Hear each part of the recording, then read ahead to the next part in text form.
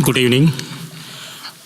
My topic for this evening is to describe a study which we have done on looking at the association of human rights, community collectivization, and vulnerability reduction among men having sex with men in India, a myth or a reality.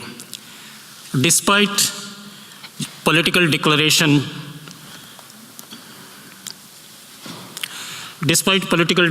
on HIV/AIDS in 2011 on human rights as an essential element in global response to the HIV epidemic, violations of rights is one of the major issues which is increasing the risk and vulnerability among the MSMs worldwide as well as in India.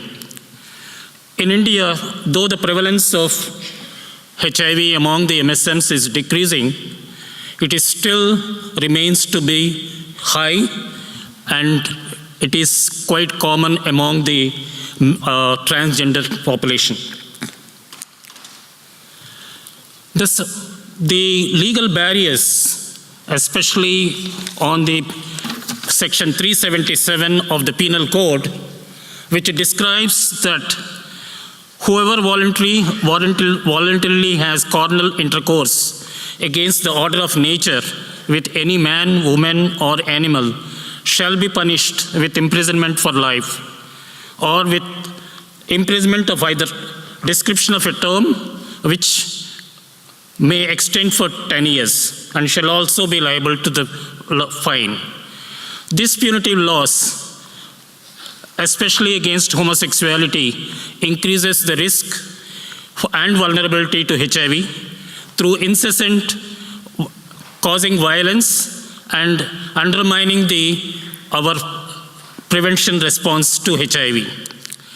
In Indian Penal Code section 377, it violates the individual freedom of dignity and also dignity and the individual's based on the sexual identity and the orientation. These factors, this particular law contributes, as I mentioned, increases vulnerability to the HIV, stigma and discrimination, and impedes the effective HIV response. So these laws do cause MSMs to go into the seclusion as well as exclusion from the social and economic entitlements. We did a study looking at the protection and promotion of human rights as an integral part of HIV response. And we looked at the relationship between the human rights, community mobilization, and vulnerabilities among the MSMs, which are until now or less explored.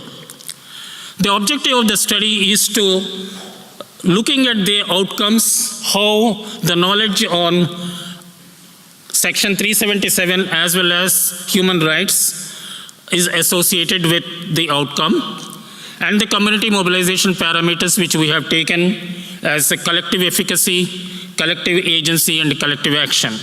Among the outcomes, we looked at access to the social protection schemes which are offered by the government, and also to the social entitlements such as having an identity card, having a fundamental identity card for them to access the services, and as well as the violence reduction. The study is a cross-sectional behavioral study which was conducted in the month of April among the MSMs in selected districts of the southern states in India. 1,200 MSMs were surveyed, and these were selected from a simple random sampling method, and a statistical analysis was performed using the descriptive statistics, frequency distribution, bivariate analysis, and also logistic regression. The background characteristics are the mean age is 28.7. As you can see, the 60% of them are never married.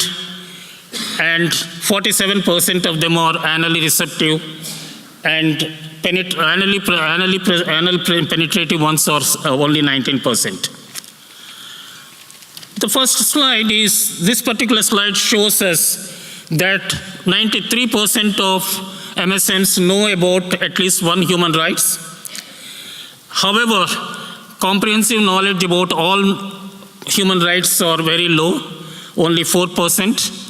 And knowledge on the right to equality and dignity, as well as right to be free from stigma and discrimination, is only 8.1%. Level of confidence among the MSMs who can collectively fight against Section 377 is only 37.4. If one looks at the community mobilization parameters, nearly 3/5 of MSM reported high degree of collective efficacy, collective agency, but only 1/5 reported collective action. The question to us is there an association between community mobilization and knowledge about human rights and enabling environments, as well as access to social entitlements? This particular slide shows, as you can see, that the one which are highlighted in red are significantly associated with the knowledge. Knowledge about human rights and Section 377 is significantly associated with access to social entitlements as well as social protection schemes.